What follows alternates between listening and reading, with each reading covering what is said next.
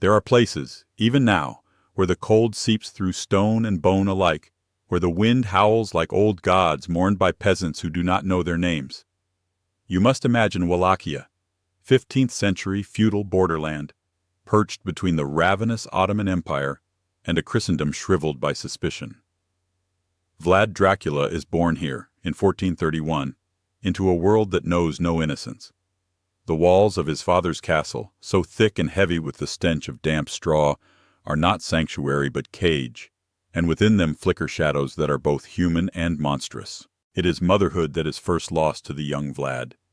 Nothing exists in the records but a cold equation, the mother unnamed or disputed, her affections replaced quickly by political necessity. Father Vlad Dracul, a member of the Dragon Order, is away more than home, entangled in the chessboard of Balkan intrigue. Love and tenderness are soon as rare as sunlight glimpsed through murky arrow slits. The castle reverberates with violent muffled stews, hushed arguments, servants drag down corridors slick with spilled wax and rumor. Nothing escapes the notice of a child made vigilant by fear. Every creak of leather armor, every echo of boots against flagstones, every unctuous whisper between courtiers is a cipher Vlad is taught by necessity to decipher. There are uncles who smile with wolfish teeth, visitors whose gifts are knives cunningly wrapped in soft cloth and veiled threats. Childhood here never felt soft or safe. It is flinty, edged with broken glass. The first object lessons are always punishments. A disloyal page flayed, a thieving servant's hand taken. Vlad learns bodily that justice is not so much dispensed as inflicted, and that the witness of pain is itself a form of warning. One can almost hear, on windless twilights, the restrained shrieks retreating between the stones. How easy for death to become a silent mentor, his lessons surreptitiously absorbed. The stillness that follows is more terrifying than any scream. The hush that says a powerful man's will has been made flesh, and flesh has been rendered meaningless. Vlad's father, ever mistrustful, teaches his children in riddling proverbs. Trust no man who brings you gifts with an open smile. To survive, be as cruel as necessity. The boundary between loyalty and betrayal is drawn thin and scabbed like a bad wound. In a palace such as this, games of loyalty are played not with words but with silent gestures and sudden, spectacular acts of violence. The tutors, Byzantine, Hungarian, trained Vlad to read Latin, to fence, to ride hard and fast under sullen clouds, but the louder lessons are uttered in blood and remembrance. Forbidden corners of the keep, the dark kitchen where spoiled meat is salted as a desperate measure, the emptied stables smelling of musky filth, offer Vlad faint echoes of a peasantry that toils and dies at the whisper of their lords. Social division, like mold, blooms in every crevice. The noble child is instructed to fear uprising, to trust no one, least of all the servants whose rough hands cook and clean and plot. To be a ruler here is to balance on the precipice of fear, both one's own and the fear one must inflict. If there is laughter echoing through these rooms, it is nervous, brittle, a relic of a childhood denied. The games played by Vlad and his brothers are not of make-believe, but of hiding and hunting each other, mimicking the cycle of pursuit and escape that rules their family and country. Swords are made of wood at first, but soon enough iron replaces them, as childhood is truncated by necessity and the knowledge that a careless boy does not survive. Outside, peasants, faces crumpled by sun and age, appear on holy days bearing meager offerings. Their hollow eyes never quite meet the young Vlad's. In their gaze is the anticipation of cruelty and the memory of tacksmen who return more often than harvests. In the land stretching beneath the castle's shadow, the grimoire of suffering is scribed daily, fields scoured by locusts and war, orphaned children pressed into militias, livestock mutilated as warnings. Vlad grows up with this vocabulary of pain, learning to spell out vengeance and betrayal on the blackboard of Wallachian mud. Night always was the moment of greatest anxiety. Night brought the wind that shrilled through wooden shutters, the drunken shouts of mercenaries, the monotonous prayers of desperate mothers. One feels the bruised velvet of terror, imagines the way young Vlad listens for footsteps, for the rattle of a poisoned cup, for the muttering of traitors in the neighboring room. There can be no trust in this prison palace, only the sharpened senses of perpetual watchfulness, the gnawing certainty that mercy is weakness, kindness a seductive danger. In such a lair, what does the mind become? The nascent psyche calcifies, its instinct for empathy cauterized. Vlad learns not only to expect violence but to intuit its rhythm, where it erupts, how it is justified, whom it spares or scars. What is nourishment for most children, stories, lullabies, motherly hugs, is here replaced by liturgies of power and endurance. He learns courage as a posture, suspicion as breath. Is it any wonder then that the boy bends toward manipulation, toward hardness, toward an understanding of terror as both shield and language? Picture him, 7 or 8, awake while his siblings sleep, tracing the patterns of moonlight on the pitted ceiling, thoughts curling in the darkness. He has witnessed the aftermath of justice, a body dumped in a dry cistern, a dog gnawing a discarded hand, and knows, even before his voice breaks, that safety is measured not in affections, but in the degree of suffering you can inspire in others. The lesson is bleak, but powerful.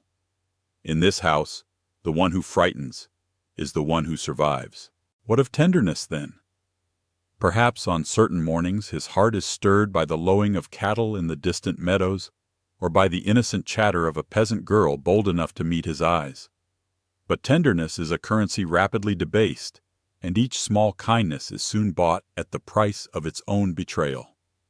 Stories filter through the servant ranks, an uncle beheaded, cousins vanished into the depths of Ottoman dungeons. Vlad stores every narrative, every sigh and lament in the locked cabinet of his mind. He rehearses the grim fate of those who trust, vowing never to join them. From above, Wallachia seethes, forests stretching toward distant, taunting mountains, rivers choked with the silt of forgotten bones.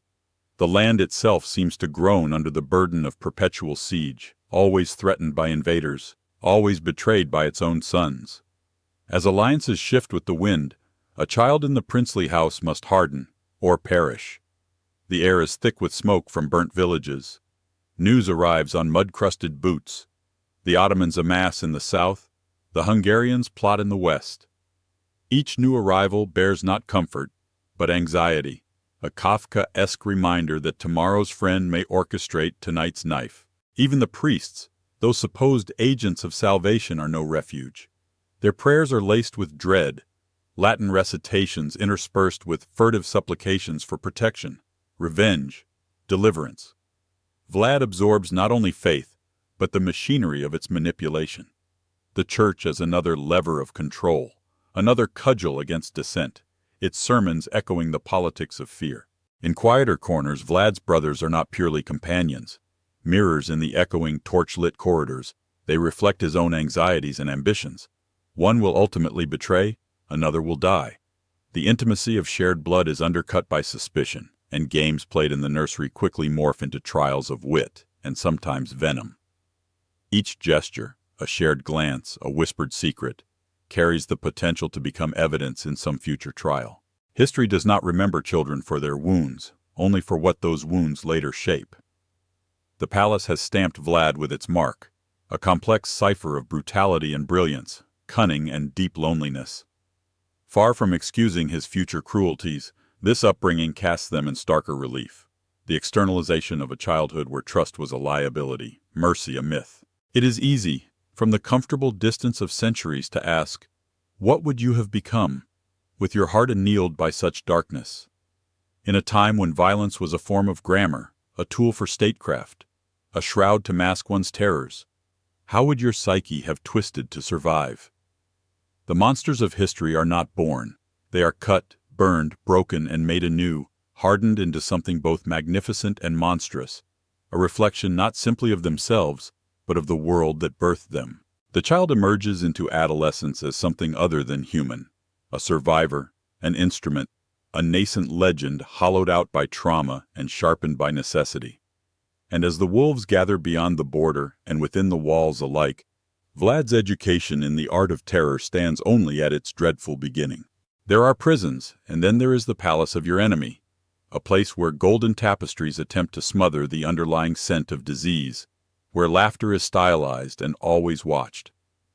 At the age when most children first taste freedom, Vlad Dracula is consigned to the Ottoman court, a hostage wrapped in silks and suspicion.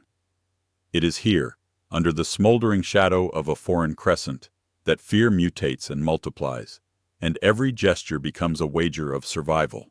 Consider the realities of Ottoman hospitality. Vlad and his younger brother Radu are fettered with invisible chains, closely guarded not by iron bars, but by protocol and performance. The halls of Edirne echo with the cadence of foreign language, a polyglot humming that ensnares the ear and exposes the outsider. The food is richer, the perfume heavier, but the sense of unease cannot be masked. To the Ottomans, the young Wallachian princes are living guarantees, collateral to temper the ambitions of their father. They are cherished and threatened in alternating measure, pampered one hour, menaced the next. Here, power is a vapor, intoxicating, elusive, and clearly not your own. The Ottoman Sultan's court is both a marvel and a maze, a garden of pavilions where schemers walk arm in arm, where every eunuch's downcast eye might conceal the mind of an executioner. Vlad listens closely to the double-edged music, the solemn call to prayer merging with the harsh cry of peacocks, the distant shouts from the training yards as janissaries, the Sultan's elite, abstemious, and utterly loyal soldiers, drill in knife-edge routines. This is not just a place to be endured, but a crucible where character is tested and trust is pulverized. The methods of instruction in the Ottoman palace are an admixture of refinement and terror. Vlad studies poetry, geometry, Quranic verse, and the thousand intricacies of court etiquette. But amid such civilities, darker lessons assert themselves. The dungeons beneath the palace are close by, and their secrets waft up like fetid breath during feasts. In rare moments of candor, a sympathetic servant whispers of impaled traitors, skin flayed from the bone, infants dashed against marble columns. Even Radu, whose beauty and gentleness earn the Sultan's favor, knows there are limits to Ottoman tolerance. Each kindness is refracted through a lens of calculation. Affection itself becomes a tactical exercise. Night here is never silent. The wind scratching at latticed windows is accompanied by human noise, a perpetual background of chain clinks, the creak of barred doors, low moans swallowed by luxurious curtains. Vlad's dreams grow fevered, shaped by the tales of the older hostages, whose eyes grow sunken and who speak in riddles about the court's invisible hands. The bedchamber is perfumed, the bedding soft, but still he listens, lying rigid, aware that the luxury is a scabbard for a blade he cannot see. Twice, it is said, Vlad witnesses the consequences of crossing the Sultan, once overhearing the sudden silencing of a Greek ambassador, later watching as a traitorous boy is dragged away, never to return. He feels both terror and a guilty thrill. The law here is total, unchallengeable, a doctrine of the Sultan's will. The difference between mercy and annihilation is the thickness of a breath. He learns the fine distinctions between humiliation and annihilation, between flattery and condemnation. Paranoia, so often pathologized, here crystallizes into practical wisdom. How does a mind survive in such a state of cultivated suspense? The adolescent Vlad nurtures new skills. He learns the privilege of the observer, disappearing behind the column, noting the tiniest flicker in a Basha's nostril, reading the absence of smiles as intensely as their presence. He learns to lie, to nod, sometimes even to pray in a borrowed tongue. Walls have ears and eyes too, and so his own soul must become a series of locked doors. Those who cannot fold themselves into invisibility are usually discarded, or worse, transformed into examples. Occasionally a letter arrives from home, reeking of wax and desperation. The words, if they are actually from his father, are couched in ambiguity. Promises of rescue or return, barbed reminders not to betray his land or name. Vlad reads between the lines, harvesting each ambiguity, learning that the currency of politics is always the manipulation of hope and fear. He feels himself stretched between two worlds, one of Slavic mud and peasant mysticism, one of Ottoman opulence and sharpened steel. The young Vlad, forged in such conditions, does not merely harden, he mutates. Love is distanced. Trust is measured in increments and withdrawal. Paranoia becomes his most faithful companion. He senses everywhere the possibility of betrayal, in the hollow-eyed page who serves his wine, in the painted eunuch who whispers forbidden news, even sometimes in his own brother's sudden silences. The very architecture furthers this claustrophobia, the thick doors, the secret passages, the narrowing alleys between carriage pavilions. a labyrinth designed for ambush and escape alike. Consider the paradox. Vlad learns mercy not as a good, but as a weapon, something to be traded, to be spoken of but rarely granted. He learns that to survive in a world of wolves, one must not simply avoid being eaten, but thoroughly understand how the jaws close. His mind is a ledger of debts, threats, humiliations. It is no wonder that soon in memory and in legend, he who was prisoner will remake the world in the image of a prison. Except this time, he will hold the key. Modern minds might see in this an echo of today's politics, where surveillance, suspicion, and the manufactured spectacle of allegiance serve to discipline not just the body, but the mind. Paranoia in the palace or on the screen is cultivated and contagious. The lessons Vlad learned in Ottoman captivity would become blueprints for a reign whose real borders lay not on the map, but at the thresholds of loyalty, the edges of fear. When at last the doors open and he is released back into the world, Vlad does not forget the lesson. Trust is for the doomed. Suspicion is for the survivor. The prison in the end is not the palace, but the self-carved hollow by necessity, and it travels everywhere, forever. History rarely provides coronations without casualties. Vlad Dracula's return to Wallachia is not the homecoming of a prodigal son, but the forced entry of a man reconstituted by captivity. Mistrust soldered to his bones, memory ribbed with the rust of humiliation and loss. The threshold he crosses is sticky with old blood and new intrigue. To rule is not to inherit, but to seize, stumbling through graveyards of the betrayed. The landscape itself unsettles. Clouds troop raggedly across the Carpathians. The air smells of churned earth and scorched harvest. Wallachia is splintered, its beset nobility hunched like crows over the picked clean bones of opportunity, its peasants pacing out their servitude in fields trampled by war horses.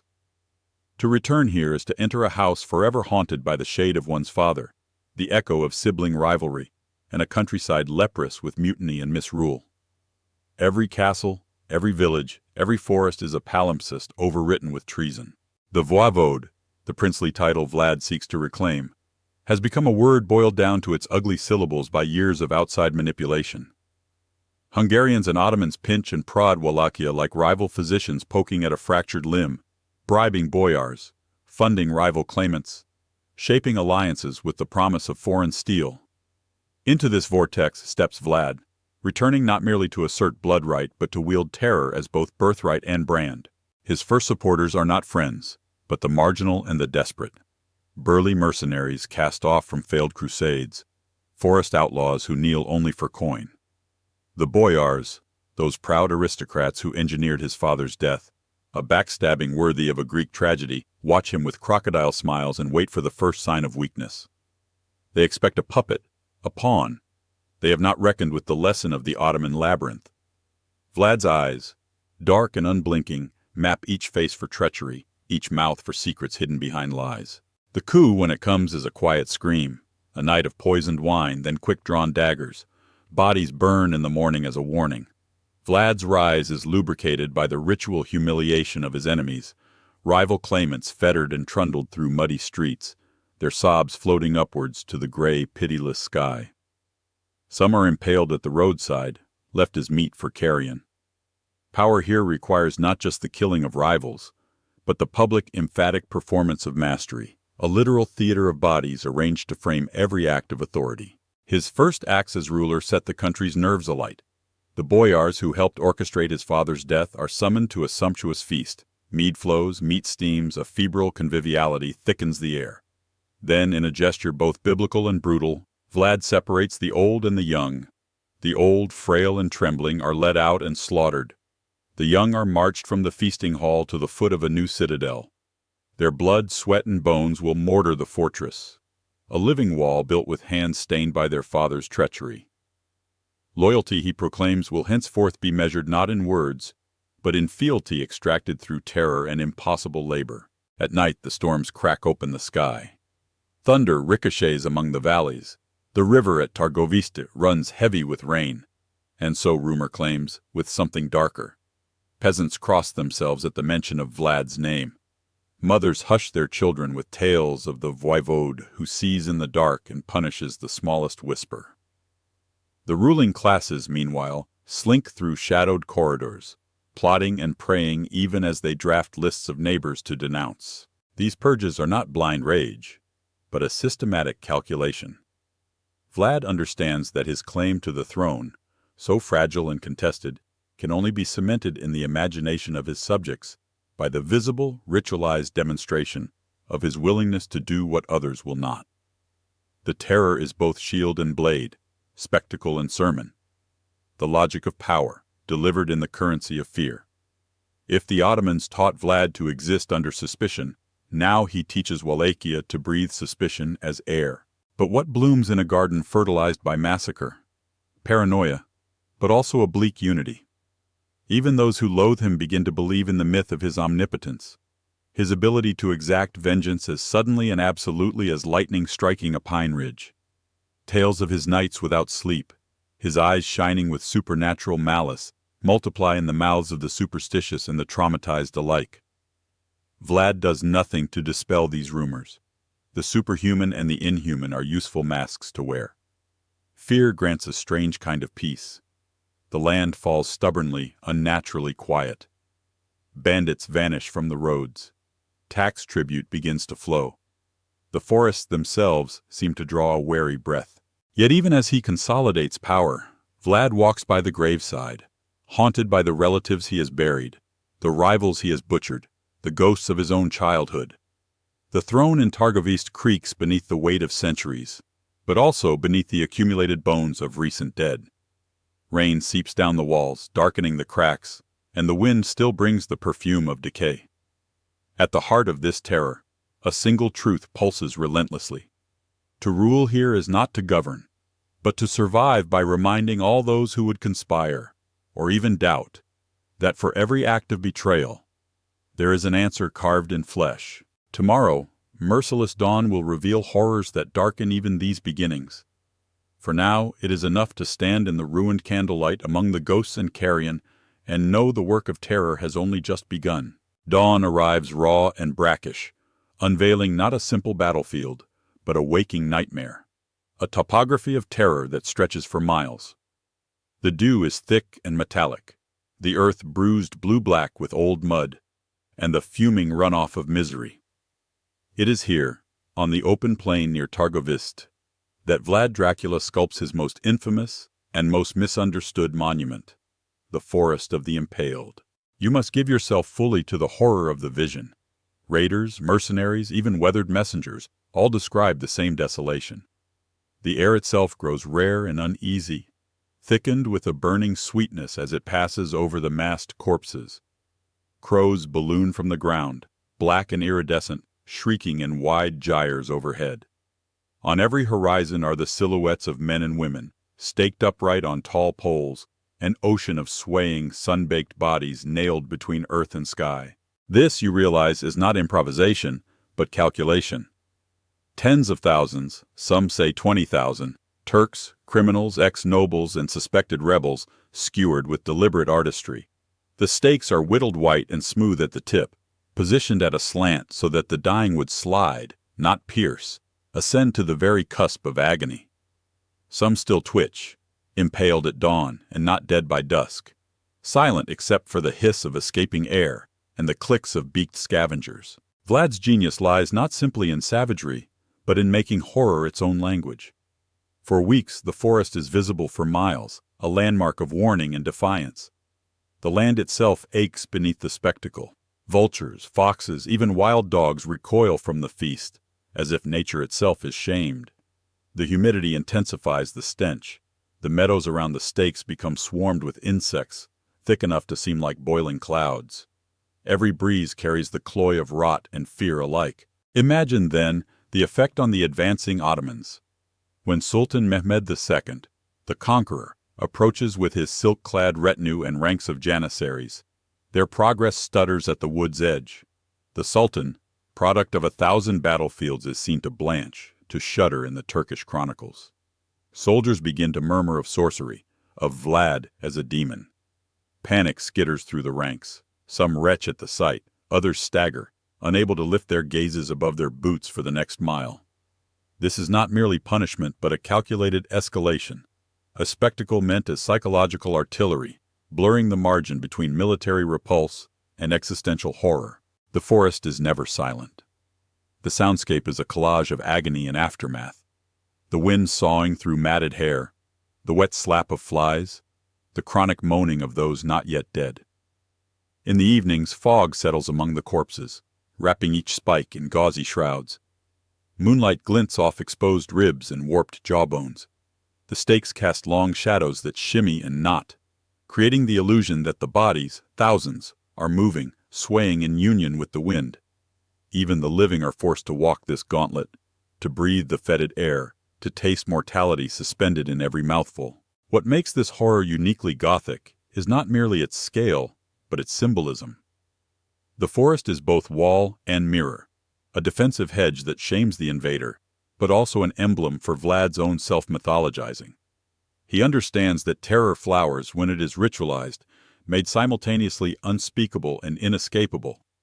In forcing spectators to bear witness, he transforms them, renders them accomplices in fear, making the act of looking itself a contract, a curse. To the peasants, legend grows like thistle. Some claim to see Vlad himself circling the impaled, pausing to watch a dying man's final contortions, his silhouette distending with the first light of dawn. Others believe the stakes are a blasphemous parody of Christ, each body a broken sermon about the futility of mercy in a corrupt world. Vlad, for his part, does nothing to blunt these rumors. He knows every tale heightens the horror. Every recitation inscribes the myth more deeply into Wallachian mud. Tactics merge with theater. Visitors, envoys, merchants, spies are forced to process through this landscape of the condemned before entering Vlad's presence. Their testimonies ripple outward, amplified by gossip and dread. Foreign dignitaries who survive the ordeal depart trembling, tongues thick with lurid descriptions carrying Vlad's reputation farther than any army could march.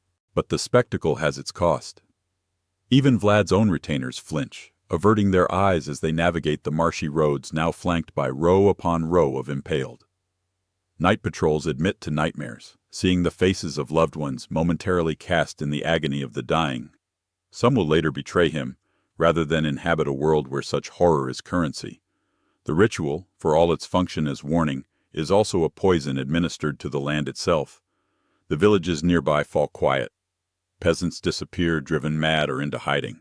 Standing at the border between death and message, the forest of the impaled functions as both psychological breakwater and indictment. It is political theater rendered in viscera, a line in the shifting sands of power, but also a wound that festers, silencing not only dissent but sometimes the very conscience of its architect. One must ask, when considering such abominations, how many horrors in our own world are curated for political purposes?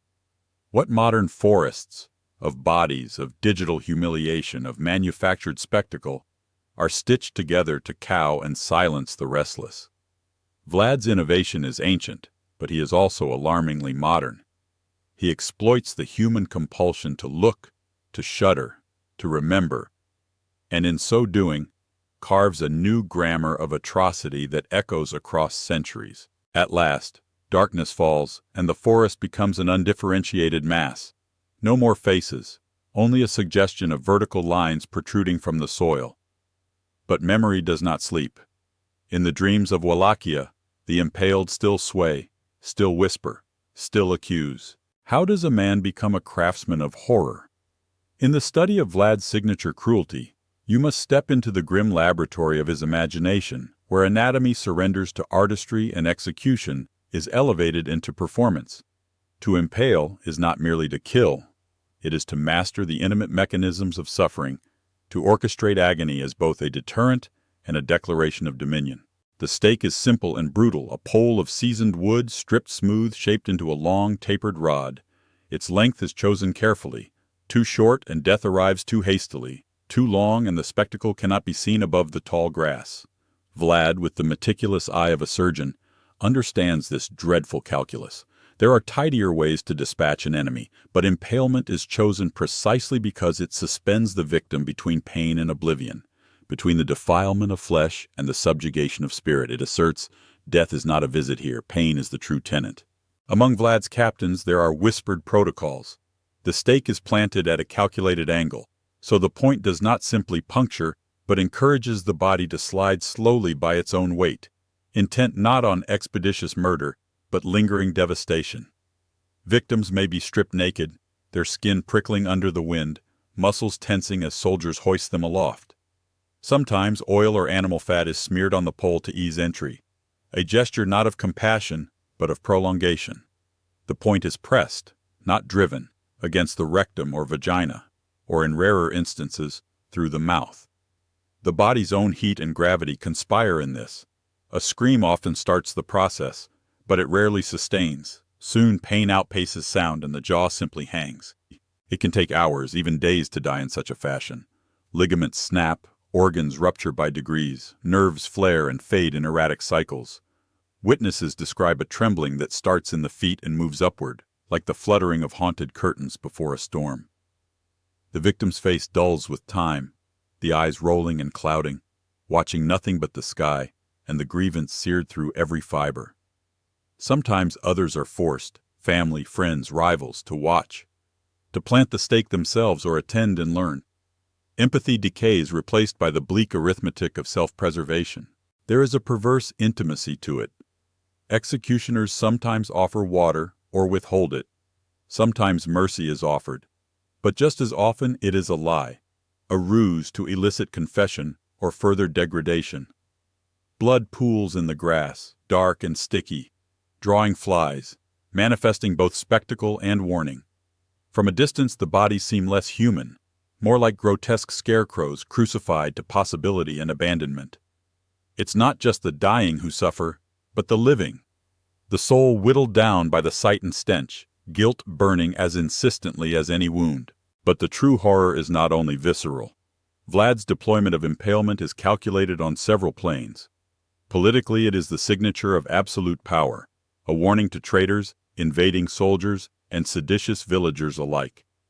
He chooses the stake because it converts an individual threat into collective paralytic dread, pain as policy, agony as administrative memo. Just as a signature on a document confirms legitimacy, so do forests of the impaled inscribe his authority more indelibly than any seal or crown. Yet there is a philosophical perversity at play. Vlad's method bespeaks a worldview in which mortality must be publicly acknowledged and desecrated. The impaled do not simply die. They are transformed mid-torment into objects of meditation, a kind of negative sacrament. Ordinary executions mollify, impalement implicates. To witness is to become a participant, unable to plead ignorance or innocence. Symbolism exhales from every pierced torso. The stake, pike-like, resonates with the legends of old. Roman decimation, the iron discipline of steppe lords, the price of betrayal in every warring principality. Bodies on poles serve to unify the chaos of a fractured country, scripting in blood the laws that no parchment can enforce. The impaled become more than individuals. They are warnings incarnate, displayed in ways a medieval mind cannot ignore. Vlad's enemies weaponize these spectacles in their own fashion, carrying the tales across borders into the salons and chancelleries of Europe. To the Ottomans he is not only a rebel but a fiend, an apostate turned demon king. Western chroniclers, partly awed, partly aghast, pass around engravings of bodies skewered skyward, the word Dracula twinned with both justice and abomination. Vlad, relentless manipulator, exploits this, cultivating a reputation that precedes and outlives him. In psychological warfare, anticipation multiplies the terror. Do not presume such methods belong only to Vlad or to a benighted century. The practice, though extreme, is a forerunner to the spectacular violence and public shaming of our own era. Today, executions happen with hashtags and leaks, with viral videos and digital pillories.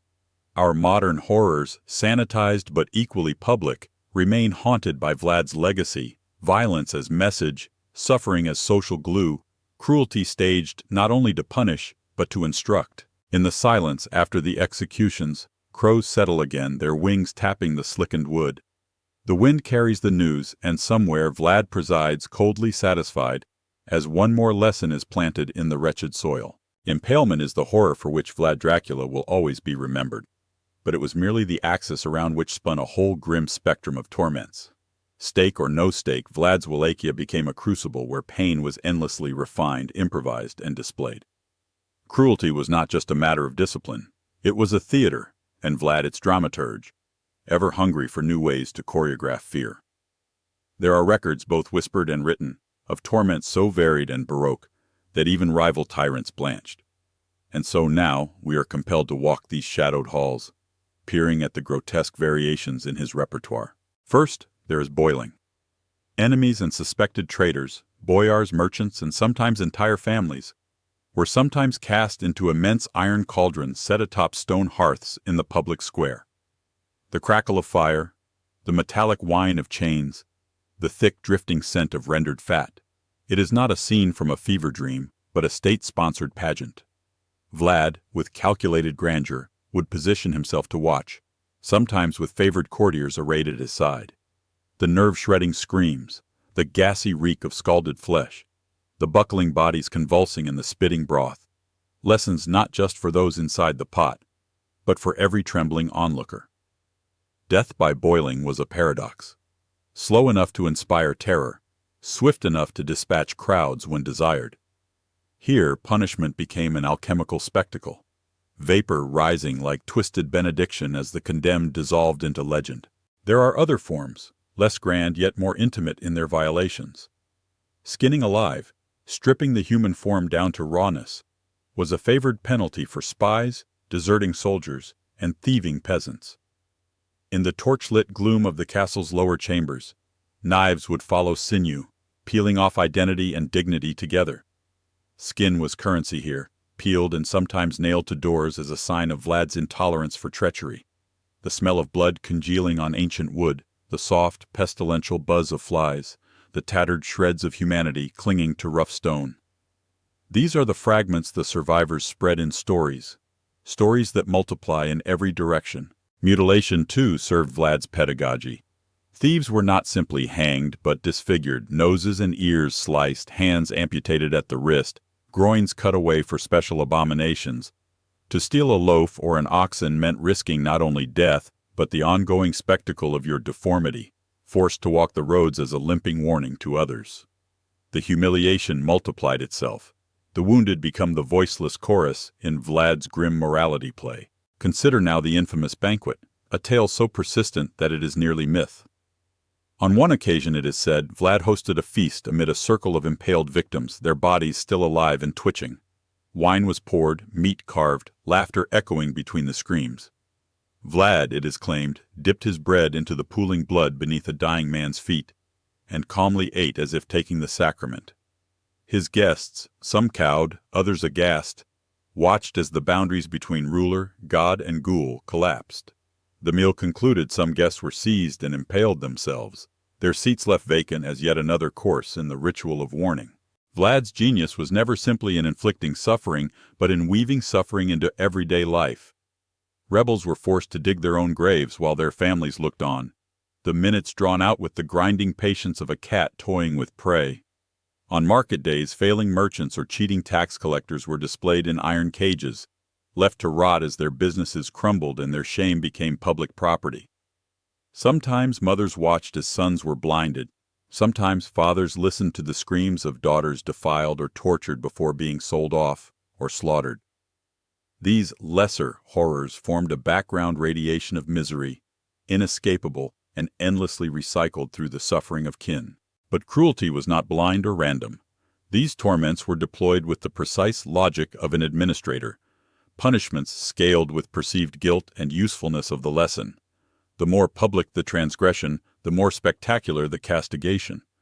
Vlad measured his triumphs not only in bodies, but by the resonance of their agony, how tales rippled outward, imprinting terror on minds, deterring predators and rebel minds alike. Horror was the oil that greased the gears of his fragile state, compensating for the geographic vulnerability and political instability that defined Wallachia's existence. What of the victims? Accounts from survivors, rarely believed, speak of days dragged out in the pitiless sun, flesh blistering and eyes pecked by carrion birds, of limbs hacked methodically while songbirds whistled atop impaling stakes. The boundary between humanity and monstrosity thinned until there was little left but base endurance. In such a universe, prayer mutates from petition to plea for oblivion, the ultimate mercy denied by design. Vlad's methods, dark as they were, mirrored and amplified the cruelty already present in the region. He was not an inventor, so much as a masterful curator, exploiting the realities of endemic violence, the endless wars, the plagues, the backstabbing nobility, and distilling them into a new unmistakable idiom of terror. The daily weather of Wallachia was discordant, unstable. Vlad made fear the most predictable forecast. Consider how, in our present world, lesser torments, humiliation, ostracism, slow economic destruction, remain ascendant, delivered not by swords but by screens and algorithms, shaming and hurting by proxy rather than through direct touch.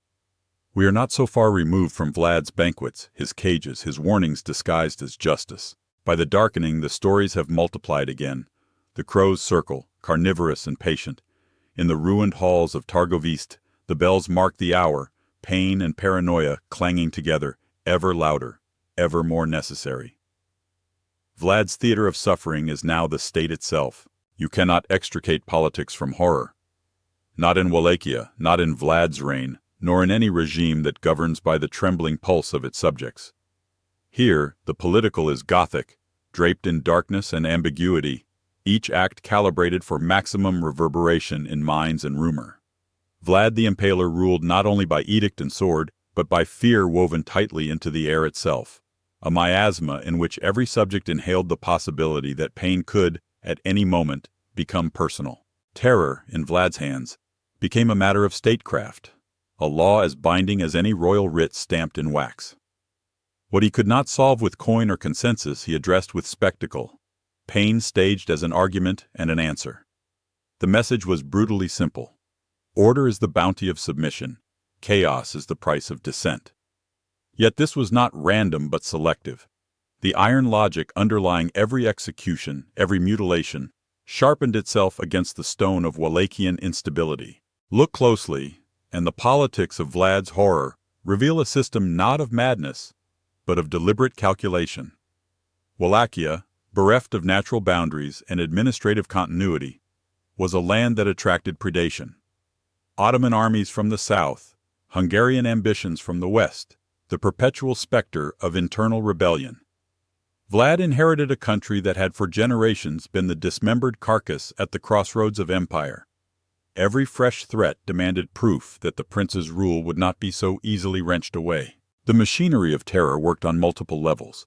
The nobility, the fractious boyars, received messages carved in the bodies of their kin. They were summoned to feasts and dances, fated with gifts, only to discover the price was suspicion transformed into death. The peasantry, meanwhile, absorbed rumors that congealed into superstition. Vlad could fly across moonlit forests. He could eavesdrop on prayers. He might at any moment climb through a window with his own blade. It was government by haunting, with Vlad as the principal specter, never quite visible, always present. Yet horror was also an instrument of unity. For every traitorous noble or Ottoman envoy left rotting by the road, there were rewards, gold for the loyal, food for the resilient, and most of all, the hard currency of predictability. Order, after all, was the one true balm for a nation nearly dismembered by chaos and betrayal. Vlad's terror was both theater and shield, his harshest atrocities directed not solely outward at enemies, but inward, at the corruptible sinews of his own society. No act of terror stood alone. Each reverberated through the fog-bound valleys as parable and warning. Thus, Vlad's legend became unmoored from mere history, transfigured into propaganda. The stories fled before him like startled deer, racing across rivers to the literate courts of Budapest and Rome, where chroniclers, some paid by enemies, embellished and multiplied each horror. The impalements gained hundreds of extra victims with every retelling. Vlad's dinner parties became infernal mass, his punishments, rituals etched into the memory of a continent grown tired of invasion and hypocrisy. The Gothic, the atmospheric, the theatrical, the night-blooming, was the perfect idiom for a land where death never arrived cleanly. The fear Vlad conjured was meant not only to enforce but to seduce, to wrap itself around the imagination, to ensure that even in moments of calm, no one would ever feel entirely safe. Terror was not simply a whip, it was a shadow cast forward, a constant that shaped the very weather of Walachia's soul. There was, however, a moral ambiguity that curled through the heart of his reign. Was Vlad an aberration, a monster out of joint with the age, or simply its most honest instrument? Was the horror he wielded an excess, or a necessity? Peasants who survived Ottoman raids might lionize their prince, muttering prayers of thanks before wooden icons. Foreign travelers, horrified and enthralled, painted Vlad as both a champion of Christendom and as Satan's heir. His terror drew a line, drawn not with ink but with entrails, between justice and monstrosity, and forced a fractured society to choose not between good and evil, but between order laced with horror and disorder more lethal still. The after-images of Vlad's politics recur today. Every regime that governs by intimidation, surveillance, or the public shaming of dissenters reaches for his toolkit. Horror, as the pulse of power, never quite dies. It is re-outfitted for the century's newest machines. The lessons are as modern as they are medieval. Unity bought with blood, loyalty enforced by spectacle, and a ruler's myth kept alive by the constant whiff of terror.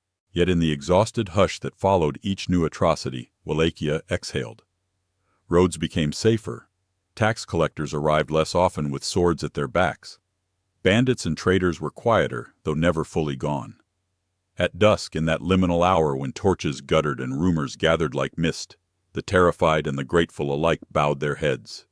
To God, to fate, and most ambiguously, to the voivode who remade their fear into law.